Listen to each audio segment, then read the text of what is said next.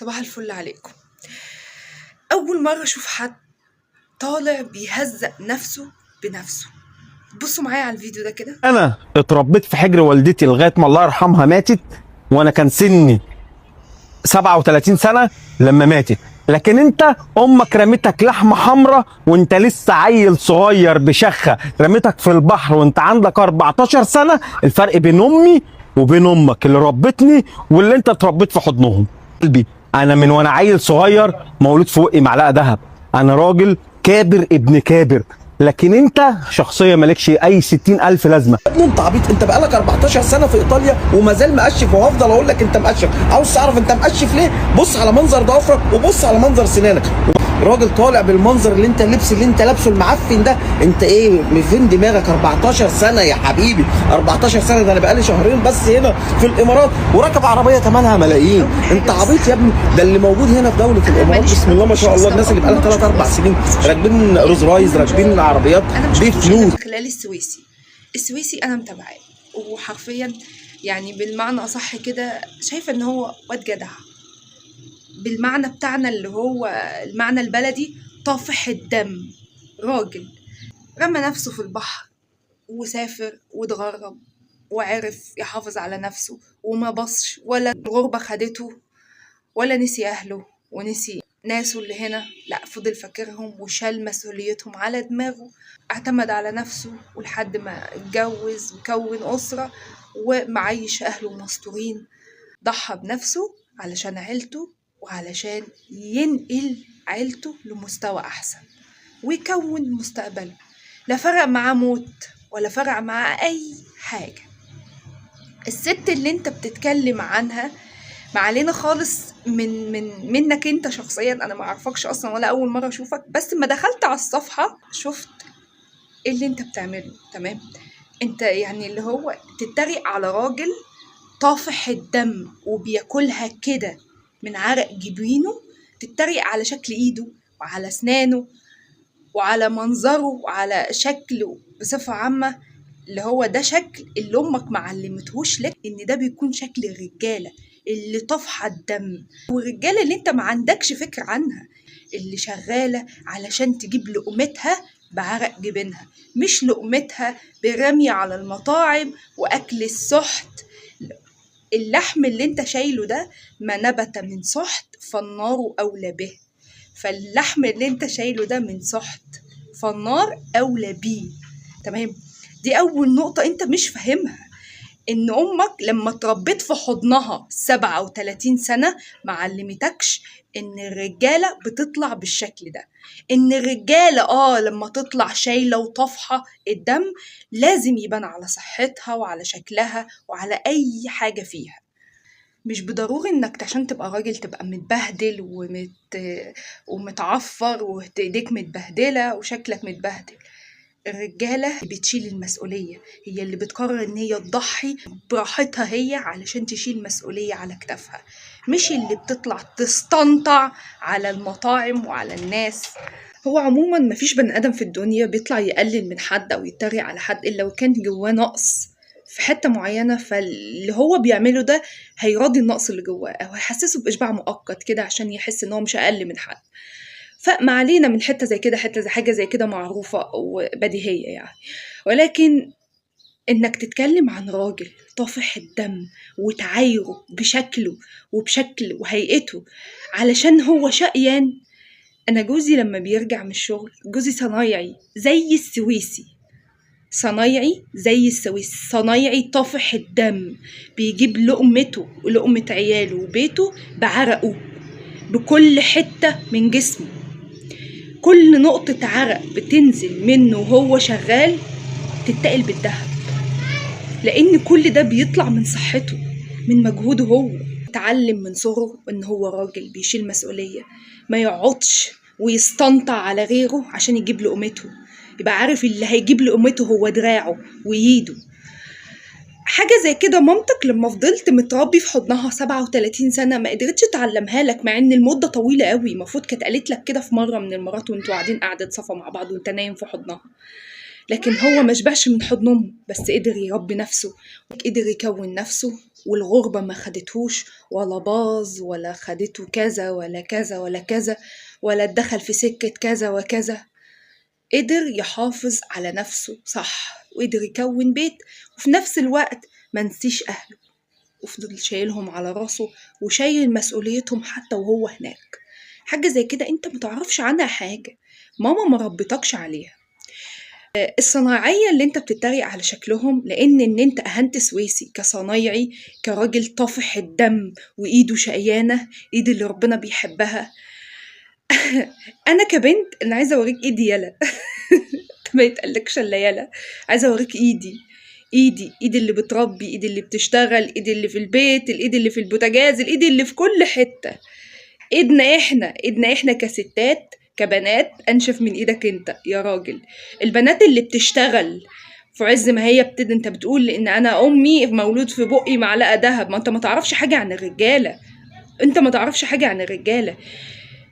في عز ما كان بنات اصغر يعني اقل من السن اللي انت يعني ان انت لسه كنت مفطوم من ماما، وبنات عندها بال15 و16 سنه في عز دراستها منهم بالنسبة لها رفاهية، بتنزل تشتغل عشان تجيب مصاريفها، عشان تجيب مصاريف جامعتها والكتب بتاعتها ودروسها، وتجيب مصاريفها ومصاريف مواصلاتها، علشان احنا حاسين بالدنيا عاملة ازاي والدنيا ماشية ازاي. دي رجالة، البنات الرجالة فعلا انت ما تعرفش عنهم حاجة. جوزي وهو راجع من الشغل وهو جاي في عز البرد وعز الدنيا ما بتبقى سم، احنا بنبقى قاعدين في البيت مش طايقين السقعة اللي احنا فيها، وهو جاي في عز التلج، جاي بموتوسيكل، جاي في السم، الواحد بيبقى هين عليه يشيله على راسه. انت بما ان انت بتهين صنايعي راجل طفح الدم، يبقى انت هنت كل واحد شغال بدراعه، كل عامل. الايد دي بعمرك كله، الايد الشقيانة بيك على بعضك، الضوافر اللي مليانة اسمنت ومتبهدلة بيك كلك على بعضك، الوسخ اللي فيها يساوي تقلك، لان دي طفحة دم، مش قاعدة تستنطع على المطاعم. مش الصنايعية بقى ايا كان، سواقين جايين متشحمين ومتبهدلين، حتى اللي قاعدين على مكاتب بتلاقي رقبتهم متنية، ظهرهم محني من الشغل. انت اللي باين عليك لحمك بس نابت من سحت، انت بتستنطع، انت يعني انا اول مرة اشوفك، ولكن دخلت اشوف مين الشخص اللي بيتكلم عن شخص طافح الدم ده، وشخص الغربة هرسته وبتعايره باللي حصل له، بتعايره بغربته واللي امه عملته. لا، هي امه ربته وعلمته يطلع راجل. انت ماما كانت خايفة عليك. تعرف ان انت محطوط على قائمة الممنوعين من الجواز، اللي انت محطوط على قائمة في البنات كده، انت شخص بتلقب في كلامنا احنا كبنات ابن امه ده مشطوب عليه بالاكس الاحمر عشان ما نتجوزوش، اللي هو متربي في حضنها ما اتفطمش اللي هو عنده 37 سنة. لا ده خلاص كده شكرا، ارميه في الزبالة. انت لا تعرف تحافظ على بيت، ولا تعرف تحافظ على ست، ولا تعرف تبني بيت اصلا. انت شخص ما اتعلمتش يعني ايه اتعب علشان اجيب الجنيه اللي اكل بيه. انت اتعلمت ان الجنيه اللي اكل بيه لازم يجي كده، لازم اخده كده، سفلقة، نطاعة، سحت، عادي. لكن في ناس عندها كرامة، في ناس عندها عزة نفس، ما تقبلش تدخل على بيتها ولا على اولادها ولا تدخل جسمها جنيه حرام، جنيه ما تستحقوش، ما تعبتش فيه. انت اللي تعبت فيه بالنسبة لك مهين، لان انت ما تعلمتش ان ده اصلا اللي سميك راجل. اتعلمت ان اللي يجي بالجاهز. احنا كستات اهو، في ستات طفحة الدم بتقف بال12 ساعة و18 ساعة. حرفيا انا بشوف ستات في محلات الفراخ لحم جلد ايديها باش، ما بقاش له ملامح، حرفيا لو مسكته هيتهري في ايدك، عشان وراها عيال، عشان وراها بيت محتاج فلوس، علشان ما تقولش لحد اديني، عشان ما تمشيش في حاجة غلط، علشان برضو ما ترميش لحمها على ناس، او ترمي لحمها بالباطل او بالنطاعة او بالسحت كده وتقول ادوني. واحدة واقفة طفحة الدم، ايديها اللي شكلها بالنسبة لك دي تساوي تقلك. يا لهوي، انت لو تقصد تهين نفسك اقسم بالله ما هتعمل كده. انت لو قصد تمسح بكرامتك الارض ما هتعمل كده. انا لا اعرفك واعرف السويسي بس من فيديوهاته، ولكن ان انت تتكلم عن شخص صنايعي بالطريقه دي، شخص تعايره كل غربه، يعني يعتبر اهنت كل ام دست على قلبها وعصرته علشان تخلي ابنها يسافر يبني مستقبله ويعتمد على نفسه. انت بالشكل ده اهنت كل ام وجعت قلبها وعصر ذبحت نفسها وقبلت ان ابنها يبعد بعيد عنها. انت ما تعلمش حل الام بيبقى عامل ازاي. هي عشان ما طلعتش تقول واي واي وتصوت وتلم الناس يبقى هي ام جحده ولا ذبحه قلبها ولا قلبها ميت. انت ما تعلمش الام دي لما ابنها سابها ومشي وهو عنده 14 سنه كانت عامله ازاي. تعبت كم مره بسبب الغربه دي، بسبب ان هو مشي وغاب عنها قد ايه وهي ما تعرفش عنه حاجه، وحست بايه ومرت بايه على ما اطمنت على ابنها وعرفت ان هو عايش. حرفيا انت مش بني ادم بجد. انت كتله لحم مفيش فيها لا اي احساس بالمسؤوليه ولا الانسانيه ولا حتى رجوله. كل ام ابنها سافر وسابها انت ما تعلمش حالها عامل ازاي. حرفيا بيبقى حالها زي اللي خلاص شلتوا روحها منها وماشيه من غير روح، جسم بس. هو مشي وخد قلبها وعقلها وروحها معاه، ولكن ما بتتكلمش. واللي ما بيتكلمش انيل من اللي بيتكلم، انها كابته جواها وكاتمه، ممكن لا قدر الله يحصل لها اي حاجه في اي وقت. كونك انك تهين حد عشان امه وسابته يعمل في نفسه كده، والله ما تستحق الرد، والله العظيم ما تستحق الرد. لولا ان انا اتخنقت من كلامك على الصنايعيه وكلامك على ان هو شكله زي ما بتقول يا قذر مقشف. المقشف ده القشف اللي بيطلع منه اللي بينضفه لما بيرجع من شغله يساوي تقلك كلك على بعضك. نحطه كده ويساوي جنبه وانت القشف اللي هو وسخت اليوم تساويك على بعضك. انا جوزي لما بيرجع من الشغل الايد ساعة ما بشوفها واشوف الشقة والاسمنت لاحسها وواكلها واشوف البرد عامل فيها ايه، انا ببقى اقول له انا بعتذر له من كل ذره فيا عن اللي انت بتشوفه عشان تصرف علينا وعشان تربي عيالك وعلشان تصرف على بيتك.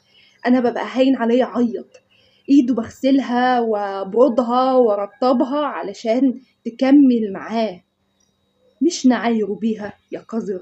جد احنا لو جبنا بنت في الثانوية العامة بس طلعان عينيها شوية ومش فايقة لنفسها ولا فايقة لأي حاجة، لو جبناها كده وهي مسحولة أيام امتحاناتها ودروسها وده ويا سلام لو عندها شغل عشان تجيب مصاريفها ومصاريف دراستها، مصاريف الكتب بتاعتها، مصاريف المواصلات، ايديها هتبقى أنشف منك كلك على بعضك.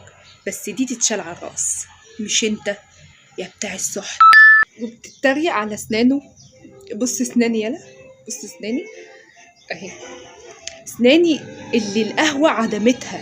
انت ما تعرفش عشان انت ما اتعلمتش السهر ولا اتعلمت انك تسهر على تعب حد، تسهر على شغل، تسهر على مذاكرة. انت ما اتعلمتش حاجة من دي، انك اتولدت في بقك معلقة دهب، اتولدت في حضن ماما، اتولدت في مصروفك بتاخده لحد ما بقى عندك 37 سنة، اللي البنات بتوع الثانوي ارجل منك.